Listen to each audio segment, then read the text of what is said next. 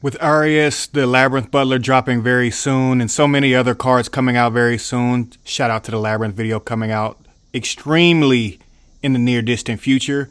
Let's talk about a hypothetical So guys, idea. my theory in making this video is really after I read Arius, I'm like, okay, there's a huge problem with the game. This is just my opinion, and this is the opinion of a lot of the chats that I'm in, whether it be team chat, sports chat. We got all kind of chats that I'm always in, especially the Wiseguys team chat. But I obviously have some sports friends that also play Yu-Gi-Oh! And we're just like, man, some of these back row decks are getting so fast. You guys have read Arius, you know what I'm talking about. It simply is too strong. And if they don't hit Eradicator properly, and with the cards like Fenrir probably getting hit to 1, Pankratops is already at 1, Red Reboot is at 0 and not coming back because a flying counter trap stun is way too powerful. Danko isn't really relevant and it takes up your normal.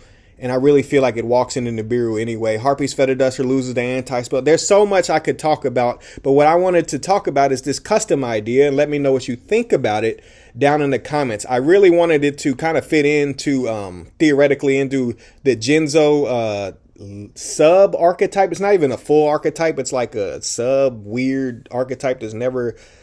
I mean, it got support maybe like 4 years ago in some weird set that nobody really bought. And I really feel like some of these cards are really, really interesting, especially Machine Menace. And the Everlasting Alloy card is really, really interesting as well. And obviously Psychic Shockwave is slow. And, you know, like, it's just not quite good enough. So with that being said, I wanted to talk about the card idea. And that says you can special summon this card. It's the inverse of Jinzo stats, by the way. You can special summon this card from your hand if you control no monsters and your opponent controls a face-up trap card. The summon of this card cannot be negated. When this card is special summoned, negate all face-up trap cards. Trap cards and effects cannot activate on the field.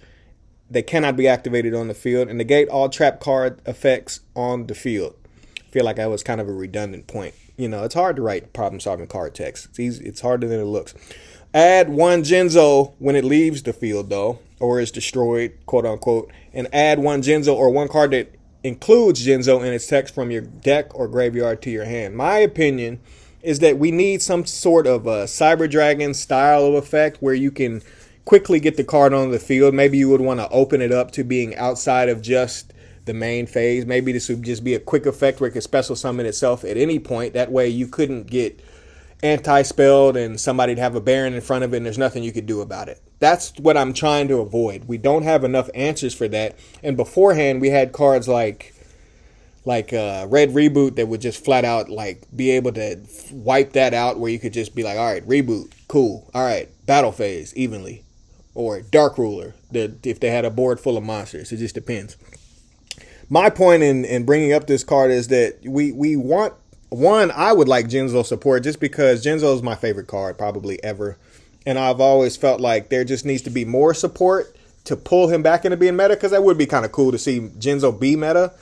And a lot of those cards are like super duper dirt cheap, and I always kind of have them on standby somewhere, and I've always kind of pick them up at least once a year because I'm always like, it's going to happen one day, and then I obviously get rid of it or something like that. But Jinzo itself, I really feel like if you could modernize it with an effect like this, it would be pretty strong, and this card wouldn't be... It would be very, very strong because you can't negate it, which might have been too much. But I definitely feel like with cards like Book of Moon being inside of the meta, it maybe is a possibility. But really, my idea is to handle floodgates, because I'm just really, really, really tired of floodgates. And I play sub tier. I'm tired of floodgates, though, guys. It's like it's not fair most of the time, and it's just too strong. With cards like Fenrir most likely getting hit, the ability to break boards the same way would kind of open a possibility for this card. So let me know what you think about this card down in the comments. Bad idea, good idea, trash idea. Let me know, and I'll see you next time. I appreciate you guys for tuning in. Pegasus out. Arrivederci. Ciao bella.